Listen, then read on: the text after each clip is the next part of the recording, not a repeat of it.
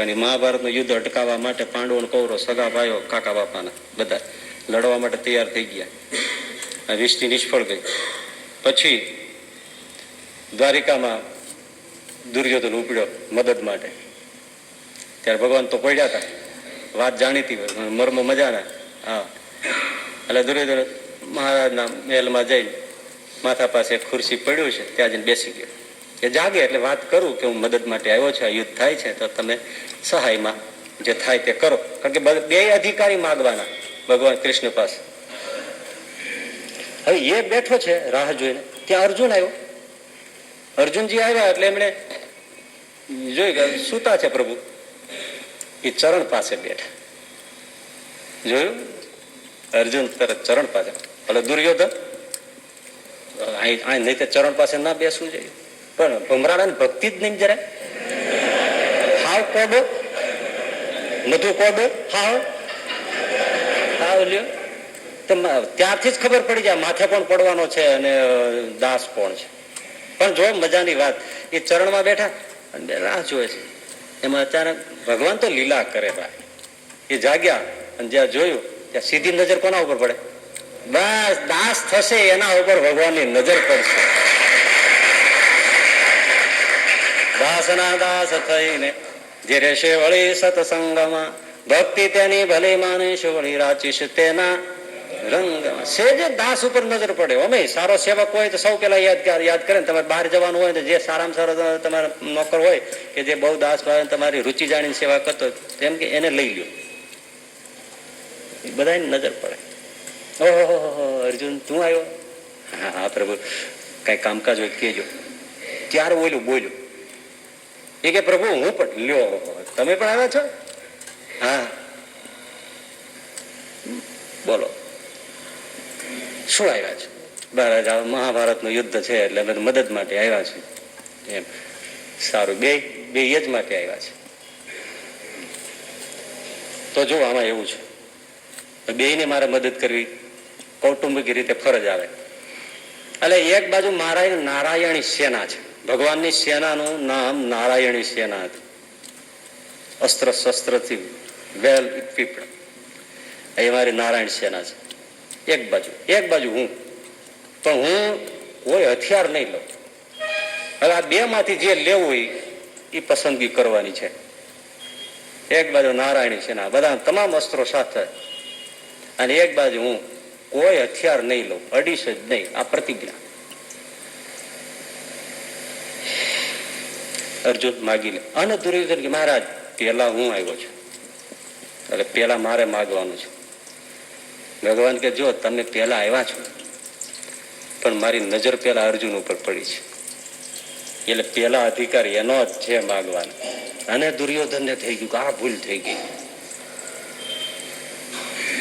આ જો માગી લે તો પછી મારી પાછળ શું બચે? કે મહારાજ પણ ના વિવેક નામાં એ જ છે કે એ મારી નજર પેલા પડી એટલે હું એને પેલા માગવાનું આપું છું. અર્જુન માગી લ્યો તમે.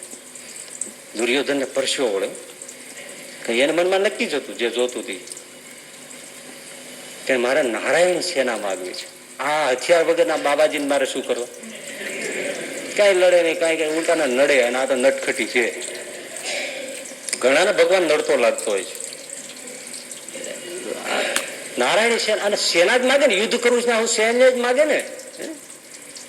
એટલે અર્જુન આ ન માગી લે, આ ન માગી લે. એમાં અર્જુને કીધું મહારાજ માગી લો તો કા માગો. મહારાજ મારે નારાયણી સેના નથી જોઈતી, મારે આપ બસ છો. દુર્યોધન પ્રસન્ન થઈ ગયો કે હશ મારે જોઈતું તે મળી ગયું. ભગવાન મંદ હસ્યા દુર્યોધનની સામે જોઈ. તને સંતોષ થઈ ગયો? હા બસ મહારાજ તારે એ જ જોઈતું હતું, એ જ જોઈતું હતું.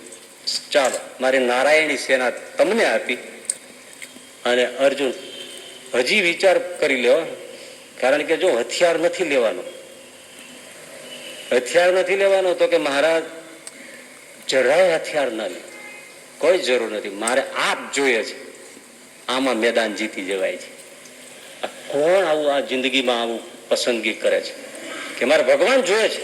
અને નારાયણી સેના એક દ્રષ્ટિ બીજું શું છે? આ પૈસો છે, સ્ત્રી છે, છોકરા છે, સંબંધો છે, સંપત્તિ છે, પદ છે, પ્રતિષ્ઠા, આ સંસારમાં જે કઈ બધું ફેલાયેલું છે એ બધી નારાયણી સેના છે. આપણી સામે જ મૂક્યું હોય, એક બાજુ આ બધું છે, કરોડો રૂપિયા, બંગલા, મોટર ગાડી, પદ, પ્રતિષ્ઠા, બધા રાજા મહારાજાની સમૃદ્ધિ એક બાજુ છે, અને એક બાજુ આ ફૂલ હુંમતા ભગવાન બેઠા હોય. બેમાં કયો જોઈએ તો કે મારે ત્યાં આવવું જ છે, પણ પેલા આ જોઈએ છે.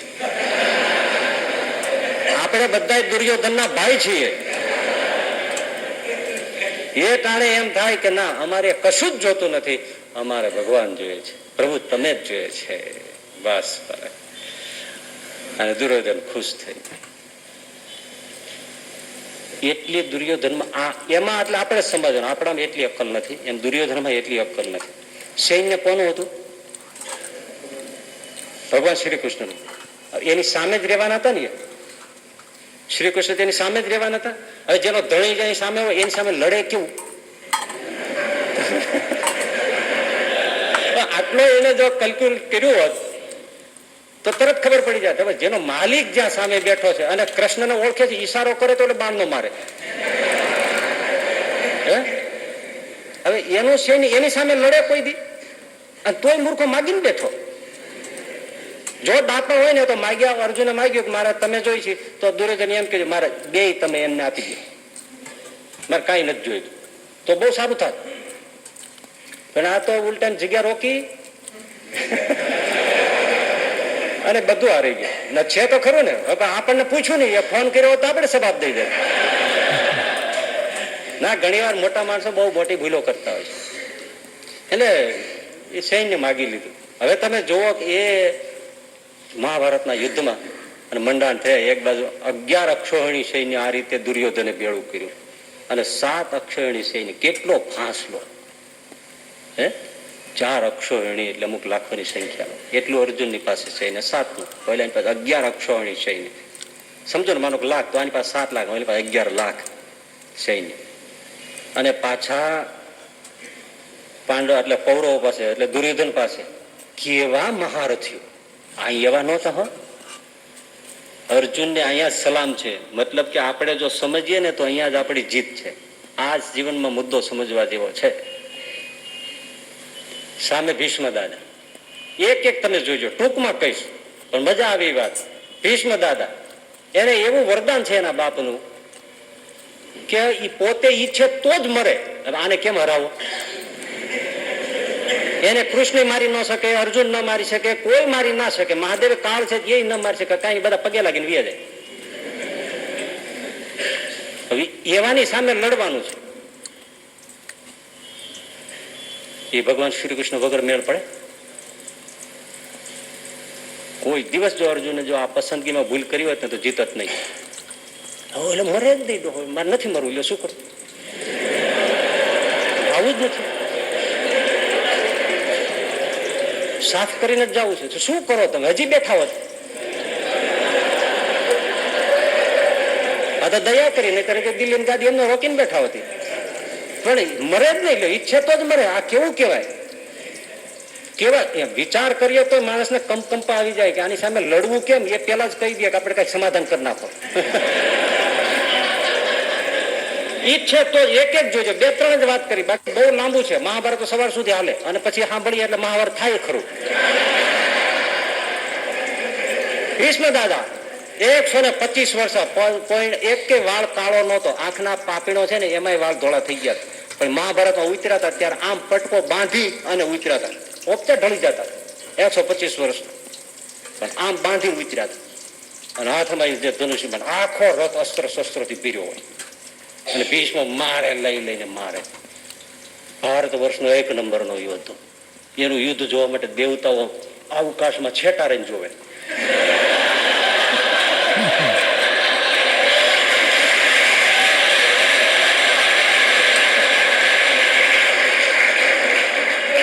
બોથાર બોલતી હોય તમારે, ભયંકર બોથાર.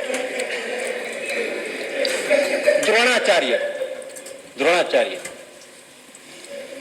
એને એવી શક્તિ, કોઈ હથિયાર ફેંકવાનું નહીં. એ તો ભીષ્મ દાદા કરતા બાજુ વિચિત્ર.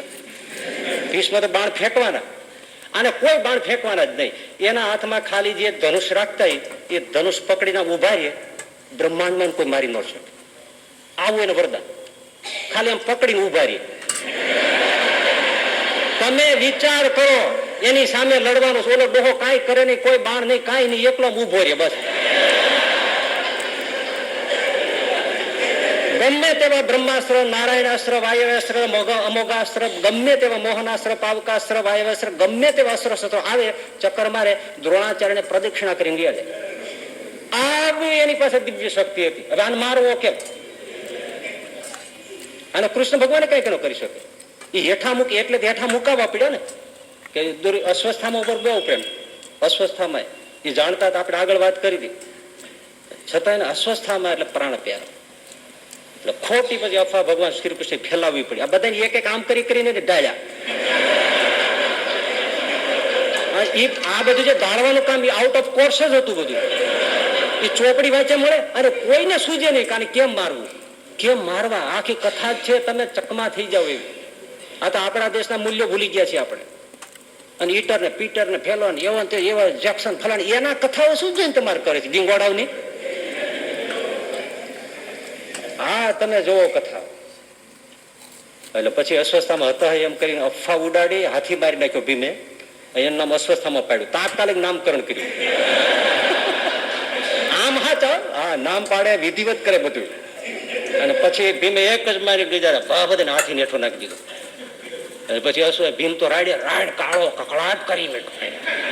એને માઇક્રોફોન ની જરૂર ના પડે.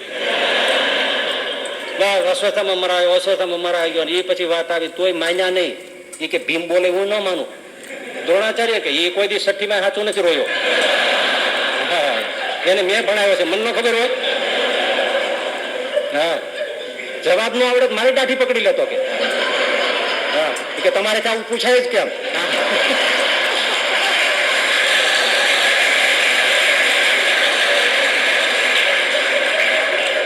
એટલે આને એ કોઈ સાચું બોલે જ નહીં. ધર્મરાજ યુધિષ્ઠિર બોલે, કોઈ દિવસ અસત્ય બોલતા નથી. એ જો બોલે કે અસ્વસ્થામાં હતા તો જ હું માનું, તો જ હું અસ્ત્ર. એનું પાછું પ્રતિજ્ઞા એની, મારા અસ્વસ્થામાં જો કાંઈ થાય તો હું શસ્ત્ર મૂકી દઉં. આ બધાની એક એક ની પાછળ એક એક રીઝન. એ બધા રીઝન કાળિયા ઠાકર જાણે, બાકી બધું એકદમ સિક્રેટ. એટલે આ જો હથિયાર હેઠું મૂક્યા ભેળો પાડી દેવાનો. એ બધા તૈયાર રાખો. એ પાછું કોને હાથે મોત છે એ બધું જાણે. એટલે ઓલા ધૃષ્ટદ્યુમ્નના હાથે દ્રોણાચાર્યનું મોત હતું. ધૃષ્ટદ્યુમ્ન તૈયાર રાખેલો, તું તલવાર બરાબર તૈયાર રાખજે. આમ કહું કરી દેવાનું. ત્યારે પછી કોઈ તને ગમે એટલા આડા આવે કે અત્યારે નિશસ્ત્ર છે, યુદ્ધના નિયમો છે, કોઈને શસ્ત્ર નો મરાય નહીં, કોઈને સાંભળતો જ નહીં તું. નહીતર મરી ગયા, તને કોઈ બચવાના નથી. હા, મોકો આપીશ. પણ ઓલા વિશ્વાસુ કેવા, ભગવાને કીધું પૂરું, કૃષ્ણએ કીધું પૂરું. એવા જ મળો. ભીમ આમ ગમે એવો, પણ કૃષ્ણ કે પછી વાત પૂરી. એમ ભક્તિ વાળો, એમ ભક્તિ વાળો. નહીતર એનું લોહી રે. મહાભારત પેલા પૂરું કરી નાખ્યું.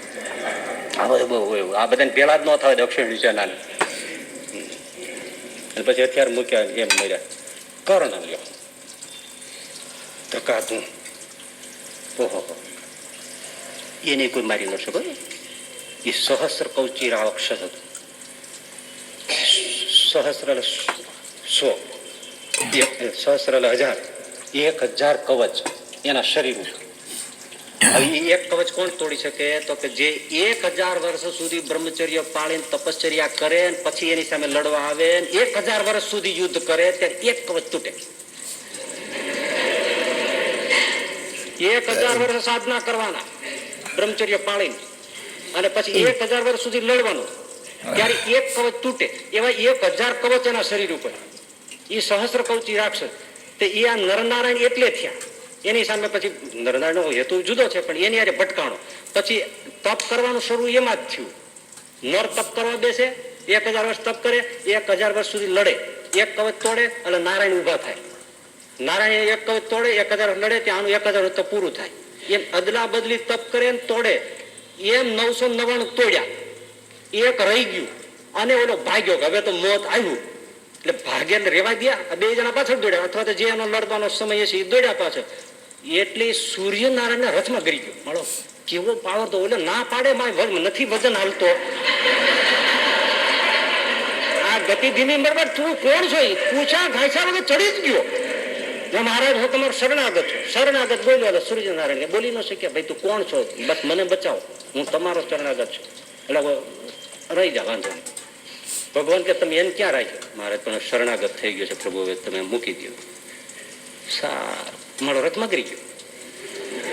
હેઠો ઉતરે ને, હેઠો ઉતરે મારી ફાડે, એટલે હેઠો જ ઉતરે નહીં. એમાં પછી ઓલા દુર્વાસાએ 5 મંત્રો આપ્યા હતા કુંતા માતાને, 6 મંત્રો જે આપ્યા હતા, એમાં સૂર્યનું આહવાન કુંવારા હતા ને કર્યું અખતરા માટે, સાચું કે ખોટું. એ વખતે સૂર્યનારાયણ રથમાં જે આ સહસ્ત્ર કવચી રાક્ષસ હતો ને, એ મૂક્યો ને એ કર્ણ, અને એ કર્ણ કવચ સાથે આવ્યો. હવે 1000 વર્ષ કોણ લડે? એટલે ભગવાને સૂર્યનો દીકરો, અર્જુન ઇન્દ્રનો દીકરો, અને ઇન્દ્રને ચઢાયો અને ગુપ્ત આપી દીધું બધું કે આમ છે. એટલે તમે છે ને એ ગંગા સ્નાન કરતો હોય ત્યારે જે માગે ને ત્યારે આપી દે છે.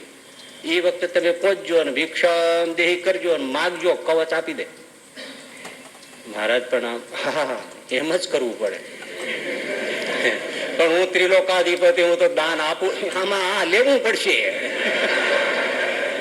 અને ભાઈ ભિક્ષુ જ છે આ બ્રાહ્મણ ભિક્ષુક, અને ઓલો કર્ણ સ્નાન કરતો હતો ને ગંગાજી માંથી, અને એમાંથી આવીને જેવો બહાર નીકળ્યા એટલે ઇન્દ્ર મહારાજ હતા ને, એને બ્રાહ્મણનો વૃદ્ધ બ્રાહ્મણનો એ હાલી ચાલી એક એવો, એને કીધું મહારાજ ભિક્ષા દેહી. અરે ભૂદેવ માગી લો, માગી લો, આપશો? હા આપશું. સ્વસ્તિ અસ્તુ, સ્વસ્તિ અસ્તુ. ફરશો ને? કર્ણ બોલ્યો ના ફરે. મહારાજ આપના કવચ અને કુંડળ આપી દે. હે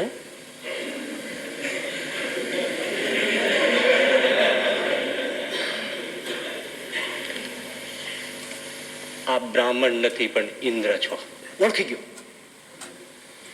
આ પુત્ર મોહમાં તમે આવ્યા છો અર્જુનને બચાવવા માટે જ. પણ મહારાજ એકવાર વચન બોલ્યા પછી કર્ણ ફરતો નથી. લઈ લ્યો કવચ, હાથેથી ચીરીને આપી દીધા, લઈ જાઓ. આજ મને ગૌરવ મળ્યું છે. કર્ણ કે ત્રિલોકાધિપતિ ઇન્દ્ર મહારાજ આજ મારે દ્વારે ભિક્ષુક થઈને આવ્યો છે. આપી દીધા કવચ કુંડળ. બોલો, ઇન્દ્રને પરસેવો વળી ગયો, એટલે રાજી પણ થઈ ગયા. પછી ઇન્દ્ર રાજી એવા થયા ને, રેવાય નહીં ને આટલું બધું આપ્યું. અમુક શક્તિ બાણ ખેંચીને આપ્યું, આલ્યો. પણ કેવું? જેને મારવું એને સંકલ્પ કરી, કોઈ મંત્ર ફંત્ર નહીં. જેને મારવું હોય આમ મૂકી દેવાનું, એનું માથું કાપી મારી પાસે સ્વર્ગલોકમાં આવી જશે. આ કર્ણે અર્જુન માટે મૂકી દીધું, વાત પૂરી. ભગવાન જાગી ગયા. સવારે નાસ્તો કર્યા પછી હુતા જાગી ગયા. એલા આને મેં કીધું આ તો દાળ કાઢીને ગયો. કવચ રાખ્યું હોત તો કઈક બીજો રસ્તો કાઢો, આ તો અમુક શક્તિ દઈને ગયો. એને તો ઓલો અર્જુન ના નામ લઈને મૂકી દીધું. અને મહાભારતમાં એને જ મારું તો એ મારી નાખેલ પછી થાય શું? અને પછી ઓલા ઘટોત્કચ ને માયાવીને બોલાવ્યો છે, અને એ આવ્યો છે, અને ઘટોત્કચ પછી હાહાકાર મચાવવા માંડ્યો. ત્યારે ભગવાને પ્રેરણા કરીને પછી ઓલો આ બધા હતા ને તેનામાં, એ બધા દુર્યોધનની પાછળ પીડ્યા. હવે તમે કયો કર્ણને, એને બોલાવો અને અમુક શક્તિ મૂકી દો. કર્ણ કે હું ન મૂકું, પૂરું થઈ જાય. ઓલો તો ખાવા જ મળ્યો. ઘટોત્કચ તો પેકડો ને ટાંટ્યો એટલે મોઢામાં જ ગાલી દે. પેકડો ને ટાંટ્યો મોઢામાં જ ગાલે, ખાઈ જ જાય બધું. અને ન ફાવે ને ઘા કરે, ક્યાંય પત્તો જ લાગે નહીં. આવો માયાવી માથા પર એકેય વાર નહીં. ભીમનો દીકરો હતો, હિડમ્બા ત્યાં જન્મ્યો હતો, રાક્ષસી માયા. તે પાછો એવો, એને વાગે, લોહી પડે, ટીપા પડે, જેટલા ટીપા પડે એટલા રાક્ષસ પેદા થાય. અને એ જન્મ્યા પેલા ભૂખ્યા ખાઉં ખાઉં કરતા, જે આવ્યું એને ખાધું સાફ જ મીંડા કરવા. હા કાંઈ ઓલા હાથી ઘોડા ઉભી પૂછડીએ જાય ભાગ્યા, કોઈ સામે ઉભો રહ્યો હતો ને. અને ભગવાન કૃષ્ણ દાંત કાઢે, આડો રૂમાલ રાખીને થઈ છે ને તારી. પણ એક વસ્તુ થઈ ગઈ, હવે આને અમુક છોડવું જ પડશે. એવી કરી અમુક છોડવું પડ્યું. કર્ણે દબાણ કર્યું. ઓલા બતાય પેલા તારે જીવવા દેવા છે કે નહીં, એ કે પણ આ મારે હવે જેમ પછી થયું છે જવા દે. અને પછી એને અમુક શક્તિ લઈને મારે જવા દીધું અને ઘટોત્કચ ઉડાડી. ભગવાન કે હાશ બરાબર.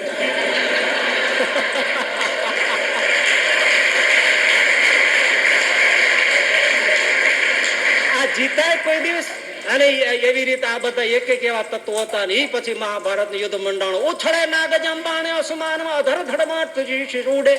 પછી ફેલાના રક્તદળ રતિદર ફેલિયા બાપડા હાથીને અશ્વ ડૂબે. પવન ઘોર જપાટે કેળ વન ધર પડે એમ પૃથુસર કઈક ના ઢૂંઢ પડ્યા ને સામ સામા ભીડે વીર સંગ્રામ માં ચોઈ દોષ બાંધી જાણે મેઘ ચડિયા મારે.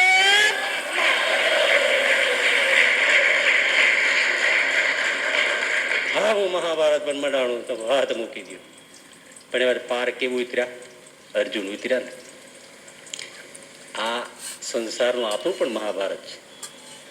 એમાં ભગવાનનો આશ્રય હોય તો જ પાર ઉતરાય, બાકી પાર ઉતરાય સવાલ નથી. એટલે સંબંધીઓમાં એક બીજી વાત ચાલે. દ્રૌપદીને કેમ ભૂલાય? એક પ્રસંગ અર્જુનનો યાદ રહી જાય.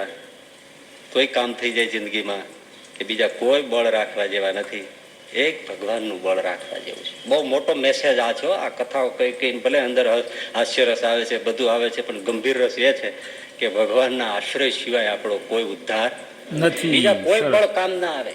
અને દ્રૌપદીના કથા તો કેવી છે. જયારે જુગટું રમાણું, ચોપાટ રમાણી, એમાં યુધિષ્ઠિર મહારાજ હારી ગયા, દ્રૌપદીને મૂકી દીધી. તમે જો બત્તી મતી જાય ત્યારે ક્યાં જાય. અને પછી દ્રૌપદી એ વખતે રજસ્વલા એક સાડી ભર ત્યારે હતા. અને પછી એને દુશાસનને દુર્યોધને મોકલ્યો કે જાઓ પકડીને લઈ આવો રાજસભા. ઓહો, ઢસડીને લાવે છે રજસ્વ, ચોટલો ચાલીને. એક વખતની મહારાણી કે જેના વાળને ઉચકનારી કેટલી દાસીઓ હોય, આજ એના જ ભાઈઓ પરિવાર. અને રાજસભામાં પાછું તમે જુઓ આજનું વાતાવરણ આપણે જોઈને તો ઘણી વાર એમ લાગે કે અત્યારે સારું છે. આવી રીતે કુળ વધુની દશા થાય. ધૃતરાષ્ટ્ર અંધ બેઠો, મહારાજા બેઠા છે. આ કુળ પાછું ઘરની જ મીટિંગ ચોણો ને. અને એમાં ભીષ્મ દાદા, ઓહો, એની દીકરાની વહુ દ્રોણાચાર્ય, કૃપાચાર્ય, આ બધા મોટી મોટી હસ્તીઓ. આવું કોઈના ઘરમાં થાય? કોક તો વ્રત બોલે, કોઈ બોલે. દ્રૌપદીને એમ છે 5 પાંડવો છે મારે. અર્જુન એટલે નામ પડે તો ઇન્દ્રાસન ધ્રુજે. વાત સાચી હોય. પાછું જો આટલું કીધું છે એટલે એમ નહીં માનવાનું કે કર્ણને એ પહોંચી ન વળે. અર્જુન એટલે અર્જુન છે. પણ એ બધી વાત ગહન છે, સમજવી. ઘણા લોકો પછી બહુ કર્ણન મળે ખેંચવા એટલે એમ થઈ જાય. એમ નથી. અર્જુન કઈ સામાન્ય નથી, પણ છતાં વિકટ ઘણું છે. આ કઈ ભીષ્મ સામે, દ્રોણ સામે એમ બધા લડવું કરવું એ સામાન્ય નથી. પણ છતાં એક વસ્તુ કહું કે એ બધા હતા ખરા, પણ એ બધાને અર્જુન જુદી જ રીતે પહોંચી એવી શક્તિ હતી. છતાં કઠણ ઘણું સમજવું. હવે એ બધું સમજાવવા જાય તો હું નકામો બહુ મોટો ટાઈમ લે. હવે એટલે દ્રૌપદીને મનમાં બળ છે કે મારા 5 પતિ, એક પતિ હોય તોય બળ હોય સંનારીને. અને આ 5 પતિઓને આવા મને કોણ અડાડી, ભલે લઈ જાય. છેવટે ભીષ્મ દાદા તો છે જ, દ્રોણાચાર્ય છે, આ બધા તો મારા વડીલો છે, મને શું કરવાના છે. પણ જયારે એમાં એમ બોલ્યા દુર્યોધન કે દુશાસન ઉઠ અને નગ્ન કરી નાખ. હા હા હા, ઘર સ્વભાવ. ત્યારે એમાં કર્ણે તાપસી પુરાવી છે.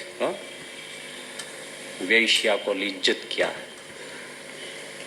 બધા આટલા બધા બહુ અમુક બોલીએ ત્યારે આપણને પણ ઓલું 5 પતિ છે ને, કેવી સતીને કેવું લાગ્યું છે, કેવું અપમાન હશે. અને આ બેઠા છે ને ભીષ્મ દાદા બેઠા છે, અને એમાં એમ થાય કે દુશાસન ખેંચી લે સાડી. અરા કલ્પના કરીએ તો જો રૂવાડા બેઠા થઈ જાય. આવી વાત છે બધાની વચ્ચે. અને દુશાસન ઉભો થયો છે. પૂજામાં 1000 હાથીનું બળ. દુશાસનને 1000 હાથીનું બળ. એ જમાનાના હાથી, આજના નહીં. 1000 હાથીનું બળ, પૂજામાં બળ દુશાસનને. ઓહો, એ ઉભો થયો નહીં, સાડી પકડવા જાય છે. શું પછી પરિસ્થિતિ થાય સાંભળો તો. એક છે હરી, એક છે. અરે એમાં જુદો ના જાણો જરી. એક છે હરી, એક છે. ઝપટથી એણે ચીર જાલ્યા, ક્રોધ દુશાસન કરી. ભીષ્મને ગુરુ દ્રોણ બેઠા, અરે મોઢા હેઠા જો કરી એક છે હરિ એક છે. આપણો હરિ સિવાય બીજું કોઈ નથી. જેના ઉપર બળ હતું બધા હેઠા મોઢા જોઈ ગયા, કોઈ બોલી શકતા નથી, કારણ બધા બંધાયેલા છે. એના કારણો જુદા છે. ભીષ્મ કઈ ન તમે તમને ખબર છે, આમ દવા એ દ્રશ્ય જોતા હતા ખાલી મુઠ્ઠી વાળી હતી ને ભીષ્મ દાદા એ આ દ્રશ્યના સાંભળ્યું ને, આમાંથી જેમ તરબૂચ ને નીચો ને પાણીની ધાર થાય ને એમ રક્તની ધારો વહી.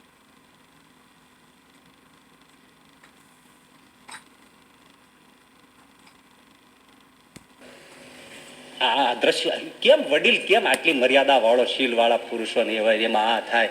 ખાલી આમ આ જોઈને સાંભળી ન શક્યા, ઉઠી ન શક્યા, આ મુઠ્ઠી દબાવી આમાંથી રુધિરની ધારો વહેવા માંડી. ભીષ્મ દાદા આ વર્ણન છે. પણ શું કરે, હે શું કરે? યુધિષ્ઠિર મહારાજ આગલે દિવસે મળી આવ્યા હતા. હવે બહુ મોટી કથા છે, હું તમને કહેવા જાઉં તો બહુ લાંબુ થઈ જાય. એને પગે પડીને કીધું તું કાલ જે કાંઈ સભામાં થાય ને તમે એક શબ્દ બોલતા નહીં, મારા હમ છે. આવા બાંધી લીધા હતા કે આને બીક ઘરી ગઈ હતી. એ આખી મહાભારતની ભવિષ્યવાણી વ્યાસજી આવ્યા હતા છેલ્લે. એને કીધું તું કે તારા અહીંથી છે ને ભયંકર યુદ્ધ થવાનું છે ને એમાં તું વચ્ચે તું હોય છે. અને આ ધર્મરાજ ગભરી ગયેલા એ કે મારા અહીંથી રક્તપાત થવાનો છે. અને જે કે એમાં હા લડવું જ નથી એટલે ઝૂકતા હા પાડી. ભાઈ કોઈ હિસાબે એ દુર્યોધન કેમ હા પાડો, લડાઈ જ ન થાય ને એટલે કોઈ હિંસા જ ન થાય. પણ જેમ હા પાડતા કે એમ થઈને ઉભું રહ્યું. તમે જુઓ કે આપણું ધાર્યું થાય, ના પાડી હોત તો ન થયું હોત. પણ એ કે આપણે કાંઈ કરવું નથી. એટલે એને એમ થયું કે આ થાય સવળું નથી થવાનું, શકુની વચમાં કરવાનો છે, બધું જાણતા હતા. તમે કઈ બોલતા એ કઈ વચન આપ્યું છે કે બેટા ગમે તે થાય હું નહીં બોલો. હવે શું કરવું? એક બાજુ આ છે, એક બાજુ યુધિષ્ઠિર છે. આહા, તો ઝપટથી એને ચીર જાયલા ક્રોધ દુશાસન કરી ભીષ્મને ગુરુ દ્રોણ બેઠા. અરે મોઢા હેઠા જો કરી એક છે હરી એક છે. અરે એમાં જુદો ના જાણો જરી એક છે હરી એક છે. પાંડવ નારી ત્યારે પુકારી બહુ નામી હવે આવી બની. વારે ધાજો વિઠલા હવે એ દ્રોડો દ્વારા ના ધણી એક છે હરી એક છે. અરે એમાં દૂજો જાણો ના જરી એક છે હરી એક છે. પણ પુકારતામાં તો મારો વાલો તરત પધાર્યા. પવન વેગે પરવરી પવનની ગતિએથી આવ્યા. ગોવિંદ ગરુડ માથે ઈ ગોવિંદ લાવ્યા. ભાર સાડી નો ભરી એક છે હરી એક છે. એમાં જુદો ના જાણો જરી એક છે હરી એક છે. નગન કરવા ખેંચી રાયે અને સત્ય સાડી પર હરી. સાડી છૂટી ગઈ. નગન કરવા ખેંચી રાયે અને સતીએ સાડી પર હરી. ત્યાં તો નવા જ રંગની સાવ નવી જ સાડી દ્રૌપદીને અંગે ધરી એક છે હરી એક છે. અરે એમાં જુદો ના જાણો જરી એક છે હરી એક છે. દુશાસન ખેંચતો જાય છે.